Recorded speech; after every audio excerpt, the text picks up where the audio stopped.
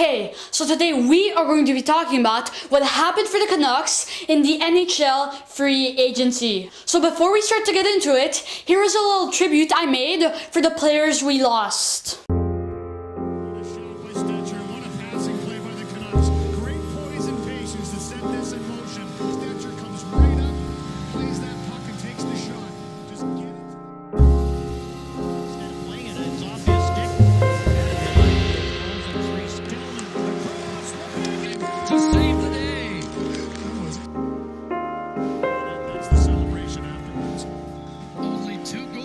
Regular season, and without a doubt, the biggest goal for the Vancouver Canucks. Alex Burrow scored in the Stanley Cup final at the 11-second mark.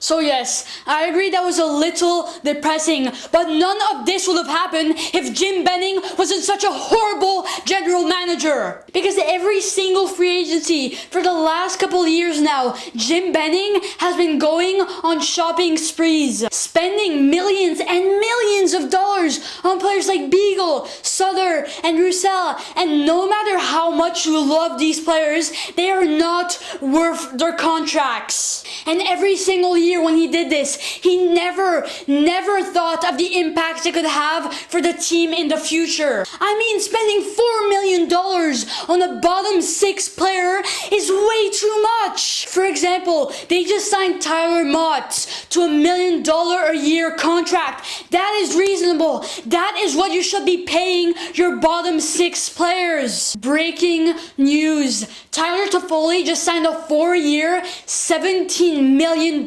contract with the Montreal Canadiens. So again, this shows how much of a better team the Canucks could have been. Tyler Toffoli made the Canucks top 6 one of the best in the Western Conference. Jim Benning traded a second-round pick and Tyler Madden for Toffoli, only to have him for 17 games. And the annoying thing about this is that he signed a really reasonable contract, and Tyler Toffoli said himself that he really wanted to stay with the Vancouver Canucks. But no, it just couldn't happen because players like Louis Eriksson are eating off $6 million of the cap every single year. The same happened with Troy Stecher. He was a hometown kid, born in Richmond, played in BC his entire life. He was one of the most reliable Canucks defensemen. He could easily move up and down the lineup. But no, the Canucks just couldn't sign him. He just signed a 2-year, $1.75 million a year deal with the Detroit Red Wings. And this is just crazy because this is such a cheap contract for such a good player. And the Canucks should have signed him at that price.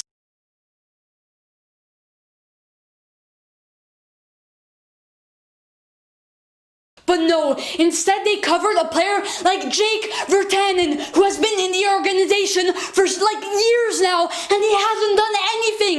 And I really just don't know what the Canucks see in him. He just showed us in the playoffs. He can't do anything. He's not a playoff performer. He just doesn't have the hockey mind. So the Canucks are telling me that they rather sign Jake Virtanen at a $3 million deal than Troy Stecher at half that price? Like, are you kidding me? Now let's talk about Jacob Markstrom. Honestly, I can't really fight this. He signed a 6-year, $6 million contract with the Calgary Flames, and he got protection from the Seattle expansion draft. I can't fight this because this is what he deserved. He played a Vezina caliber season for the Canucks, and if it wasn't for him, the Canucks wouldn't even have come close to where they ended up.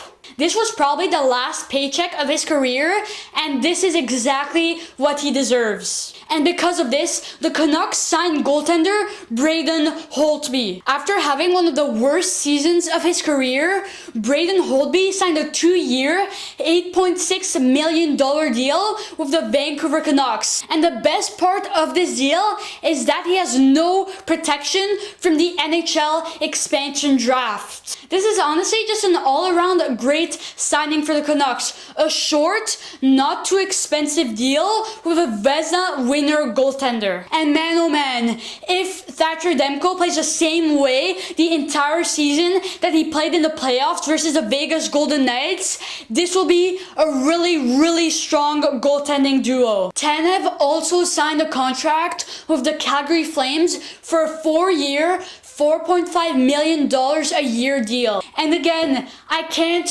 really fight this. He was with the Vancouver Canucks for a whole entire decade. And look at his face. He literally put his whole body on the line to help the Canucks win. And he didn't only affect the Canucks on the ice. He was also a big part of the Canucks off the ice. The Canucks players literally called him Dad in the locker room, which showed how much of a big presence he was. The big problem the Canucks now have is their blue line. The 3 only real NHL defensemen they have are Myers, Hughes, and Edler. And this is why Stetcher would have been such a good fit. The Canucks also tried to go after defensemen like Tyson Barrie and Oliver Ekman-Larsson, but that just didn't work out. But luckily for the Canucks, they have been drafting really good defensemen in the past few drafts. So you never know, maybe Yavelli, Chatfield, Rafferty, and Rathbone are ready to take a big step into the NHL. And I mean, if it works, if they actually play decently,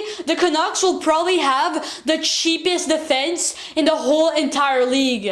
I mean, maybe this is Jim Benning's plan. It's not that unrealistic to think about. When you see how uncertain next season will be, this is probably a really good move. I think we just have to hope for the best next season, because at the end of next year, the Canucks will have to sign players like Hughes and Pettersson who will ask and who will deserve a lot of money. When you see how uncertain this year has been, it's not that crazy to think that maybe this will all work out. But this isn't the end of free agency for the Vancouver Canucks. So we'll just have to see what Jim Benning wants to do. Anyways, I really hope you enjoyed, and I'll see you in the next video.